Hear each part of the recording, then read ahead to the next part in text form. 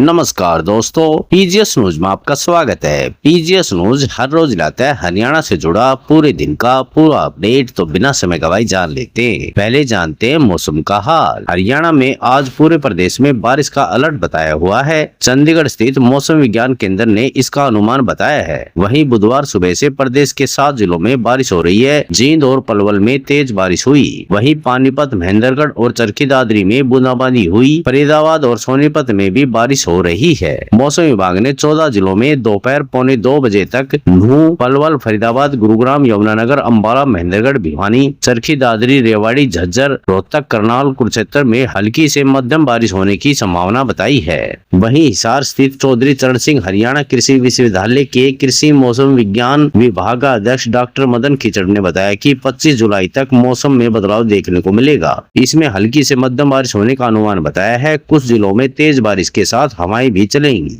दोस्तों, आगे समाचारों में फरीदाबाद में सुप्रीम कोर्ट के आदेश पर वन क्षेत्र में बने निर्माण को तोड़ने का काम लगभग पूरा हो चुका है। अब तक 240 निर्माण को तोड़कर 261 एकड़ जमीन खाली कराई जा चुकी है। वन विभाग ने सरकार को इसकी पूरी रिपोर्ट सौंप दी है। सितंबर के पहले सप्ताह में इस पर सुप्रीम कोर्ट में सुनवाई होगी। वन विभाग ने हरियाणा टूरिज्म और हरियाणा शहरी विकास प्राधिकरण को भी नोटिस जारी किया है, क्योंकि इन दोनों विभागों के ही तरफ से किए गए निर्माण भी वन क्षेत्र में आ रहे हैं। वन विभाग को वन क्षेत्र विकसित करने के लिए दूसरी जगह जमीन मुहैया कराएंगे। दोस्तों, आगे समाचारों में हरियाणा के झज्जर जिले में शिवरात्रि की पूर्व संध्या पर डाक कावड़ में शामिल एक पटवारी की ट्रेन की चपेट में आने से मृत्यु हो गई। वह डीजे की तेज आवाज के कारण आ रही ट्रेन की आवाज को नहीं सुन पाया। बंद फाटक को पार करते समय ये हादसा हुआ। जानकारी अनुसार गाँव बिरहोड़ का रहने वाला पटवारी देवेंद्र अपने साथियों के साथ डाक कावड़ लेने के लिए गया था। मंगलवार को जब वह दुजाना के पास से रेलवे लाइन से गुजर रहा था तो इस दौरान वहां से गुजरती पैसेंजर ट्रेन की चपेट में आ गया और उसकी मौके पर ही मौत हो गई। दोस्तों, आगे समाचारों में गुरुग्राम जिले में 26 और 27 जुलाई को होने वाले सीटी को लेकर जिला प्रशासन ने तैयारियां पूरी कर ली हैं। सीटी को सुचारू रूप से संपन्न करने के लिए सभी विभागों के सरकारी कर्मचारियों की छुट्टियां रद्द कर दी गई हैं, जबकि 2 दिन के लिए परीक्षा केंद्रों के 500 मीटर के दायरे में धारा 163 के लागू करने का आदेश जारी किया है। जिले में सीटी के लिए 145 परीक्षा केंद्र बनाए गए हैं, जिसके लिए एक सत्र 36,372 परीक्षार्थियों के बैठने की व्यवस्था की गई है। गुरुग्राम में रोहतक, रेवाड़ी और सोनीपत जिले से परीक्षार्थी आएंगे। उनके रात्रि ठहराव की व्यवस्था को लेकर प्रशासनिक स्तर पर कार्य किया जा रहा है।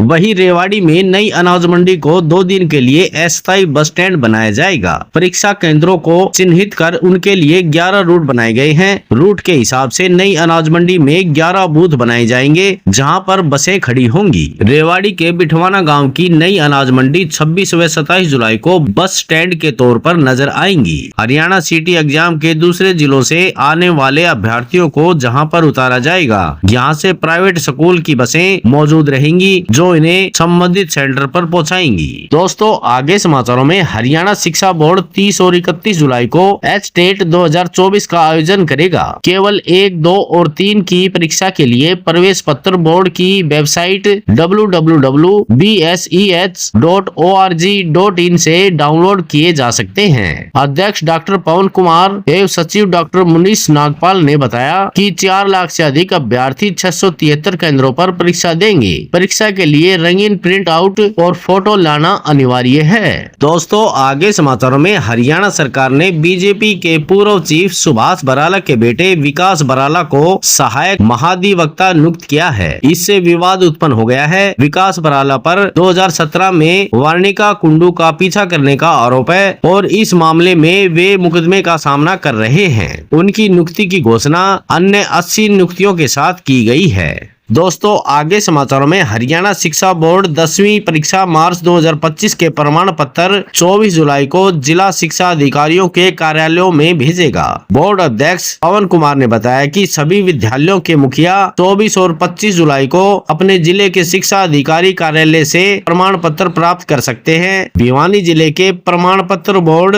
मुख्यालय के कमरा नंबर 44 में मिलेंगे। दोस्तों, आगे समाचारों में रेवाड़ी शहर फिलहाल नगर निगम नहीं बन पाया पाएगा, क्योंकि नगर निगम बनने के लिए जरूरी आबादी का मानक होना बहुत जरूरी होता है। शहरी स्थानीय निकाय विभाग ने नगर निगम के लिए रिपोर्ट मांगी थी, जिसमें साफ हुआ कि जनसंख्या अभी पर्याप्त नहीं है। फिलहाल रेवाड़ी की आबादी करीब 1.86 लाख है, जबकि नगर निगम बनने के लिए कम से कम 3 लाख से ज्यादा आबादी होनी चाहिए। इसी की वजह से यह प्रक्रिया आगे नहीं बढ़ पाई।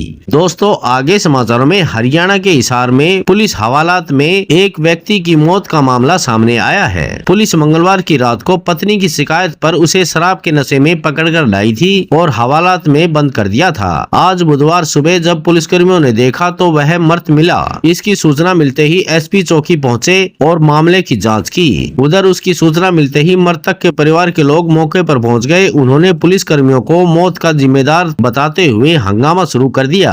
पुलिस चौकी को भी ताला लगाकर बंद कर दिया गया। इस दौरान मृतक के बेटे ने कहा कि उसके पिता की मौत पुलिस की लापरवाही की वजह से हुई है। दोस्तों, आगे समाचारों में भिवानी के 3 अधिवक्ताओं को अंतर्राष्ट्रीय जाट संसद में अहम पद मिले हैं। अधिवक्ता रवि राय और सुमित शोराण को हरियाणा प्रदेश सचिव, जबकि अधिवक्ता निशान डाडा को हरियाणा प्रदेश प्रवक्ता नियुक्त किया गया है। दोस्तों, आगे समाचारों में हरियाणा सरकार अब स्वास्थ्य सेवाओं को मजबूत करने के लिए स्पेशल डॉक्टरों की नियुक्ति PPP यानी पब्लिक प्राइवेट पार्टनरशिप मॉडल के तहत कर रही है। राज्य में डॉक्टरों की भारी कमी और ग्रामीण क्षेत्रों में डॉक्टरों की तैनाती की चुनौती को देखते हुए यह कदम उठाया गया है। दोस्तों, आगे समाचारों में ट्रेन में 15 रुपए की पानी की बोतल 20 रुपए में बेची जा रही है। ठंडा नाश्ता परोसा जा रहा है। ट्रेनों में सामान से ज्यादा पैसे लेने और अनऑथराइज ब्रांड बेचने वालों पर IRCTC ने कार्रवाई की है। अलग अलग वेटर के खिलाफ 25,000 रुपए से ज्यादा का जुर्माना लगाने के लिए रेलवे मंडल को लिखा गया है। दोस्तों, आज समाचारों में बस इतना ही। कल मिलते हैं और नई खबरों के साथ। तब तक के लिए नमस्कार।